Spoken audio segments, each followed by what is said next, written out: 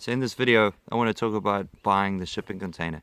It's a topic that I really wanted to talk about in my first video, but just had so much footage of them delivering the thing that I decided to make it more about the foundations and actual physical delivery of it. So if you haven't seen that video, it'll be in the comments section below, so have a look at that. The comments that I've been having have been asking me kind of where I got it, how I got it here, how much it cost, which one I chose. So in this video I'll just address kind of the process that I went through, as well as show you my shipping container and a few things that make it the B grade that it is.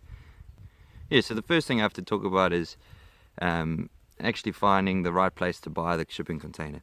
I looked everywhere, from Trade Me, online, a few private sellers, and in the end just decided to go with a dedicated shipping container salesman, so at Sea Containers, and they were fantastic because not only did they give us a great price on the shipping container, but they took care of all the delivery at quite a reasonable price. The delivery itself was probably the biggest challenge. When we first started looking at getting the shipping container here,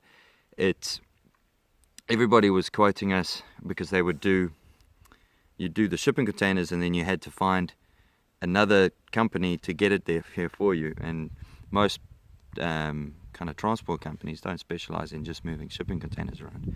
So anybody who was willing to move one for me was charging me probably $2,000 to $3,000 just to bring it here, which is about 300 k's from wherever it would be. So in the end, working with Sea, they were great because they have obviously got the right truck. It's a swing arm truck, which you can see in that first video, and they charged us around $1,000, including taxes and all that, to deliver it here from Tauranga, which is about 3.5 hours away. Also, when the guy was here, he was absolutely fantastic. I personally wouldn't have even driven my truck on if I had a truck on where I tried to get him to place it, and he was able to lift it with one of the things and actually get it near as perfect to where I wanted it to be. Absolute kudos to them. So when you're looking at your shipping containers, you'll notice that there's different grades of them. My shipping container is a 40-foot B grade container, and that means that it's water and weather tight and has a few bumps and bruises because it's been around the world a few times. The price differences that we got, say with your 20-foot container, it was I've got them here. The 20-foot container in an A grade, and A grade is pretty much perfect. It's like a brand new looking thing. That was $4,000 for the A grade. It was $2,400 for the B, and then the C grade ones, which were barely watertight and been bruised and bumped and rust everywhere. Those were probably around $1,500. The 40-foot containers, the A grade one of those, so absolutely mint, they were around $7, and the B grade, which is my one, was close to $3 after, it was about $3,000 after tax and all that. The C grade's one of these, they were just around $2.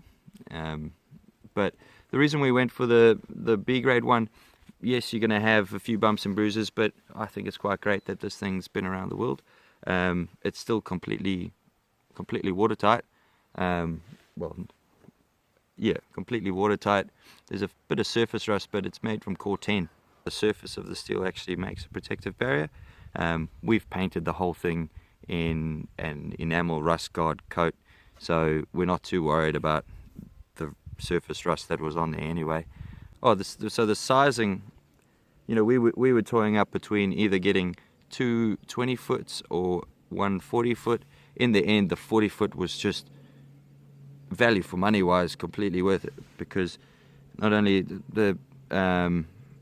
your 20-foot was about $2,500, $2,400, and the 40 foot was $3,000, so it's almost like a no-brainer, because you got to pay for twice the delivery fee with the 20 foots, whereas with this 40 foot container, yeah, all up you're paying $4,000 and you got all that space. So what I'm going to do now is I'm going to show you around kind of my container and a few of the little things, the surface rust and the dents and all that little stuff. Yeah, so here you can kind of see a few of the dents that are in the container. If you come all the way to this side, you'll see there's quite a bit. You know, that's definitely not straight. And then there's quite a few dents all the way along it. You know, it didn't really bother me too much. The only spots that it actually really affects you is where you're looking to put in the door. So that just wasn't square when we were cutting it or measuring it out.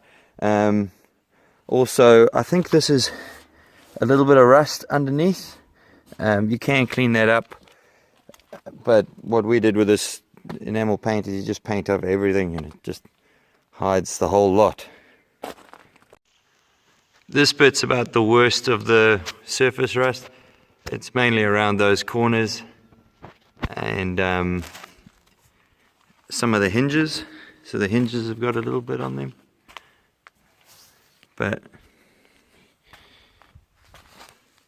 that's about it. Inside, the floor's got a few scratches on it, and the walls are considerably marked and bumped and scratched, as you can see.